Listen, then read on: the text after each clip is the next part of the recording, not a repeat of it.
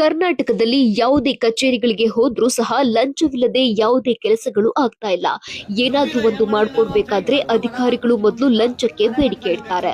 ಅದರಂತೆ ತುಮಕೂರಿನ ರೈತನೋರ್ವ ಜಮೀನಿಗೆ ರಸ್ತೆ ಮಾಡಿಕೊಡಲು ಅಧಿಕಾರಿಗಳು ಲಂಚಕ್ಕೆ ಬೇಡಿಕೆ ಇಟ್ಟಿದ್ದು ಹಣವಿಲ್ಲದ ಕಾರಣ ರೈತ ತಾನು ಬೆಳೆದ ಮೂಲಂಗಿಯನ್ನೇ ಲಂಚವಾಗಿ ನೀಡಲು ತಾಲೂಕು ಕಚೇರಿಗೆ ತಂದಿದ್ದಾರೆ. ಹೌದು, ತುಮಕೂರು ಜಿಲ್ಲೆ ಮಧುಗಿರಿ ತಾಲೂಕಿನ ದೊಡ್ಡರಿ ಜಕ್ಕೇನಹಳ್ಳಿ ಗ್ರಾಮದ ರೈತ ಪ್ರಸನ್ನಕುಮಾರ್ ಎಂಬುವರಿಗೆ ಜಮೀನಿಗೆ ರಸ್ತೆ ಮಾಡಿಕೊಡುವಂತೆ ಲೋಕಾಯುಕ್ತರೇ ಸೂಚಿಸಿದ್ರು ಕೂಡ ಕ್ಯಾರೆ ಎನ್ನದ ಕಂದಾಯ ಅಧಿಕಾರಿಗಳು ಲಂಚಕ್ಕೆ ಬೇಡಿಕೆ ಇಟ್ಟು ಅಲ್ದಾಡಿಸಿದ್ದಾರೆ.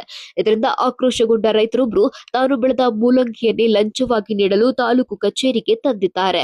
ಮೂಲಂಗಿ ಸಮೇತ ತಾಲೂಕು ಕಚೇರಿ ಮುಂದೆ ಮೈಕ್ ಹಿಡಿದು ನನಗೆ ಅಧಿಕಾರಿಗಳಿಗೆ ಲಂಚ ನೀಡಲು ಹಣವಿಲ್ಲ, ನಾನು ಬೆಳೆದ ಮೂಲಂಗಿಯನ್ನೇ ಲಂಚವಾಗಿ ನೀಡ್ತೇನೆ, ಬನ್ನಿ ಬನ್ನಿ ಎಂದು ಕೂಗಿದ್ದಾರೆ.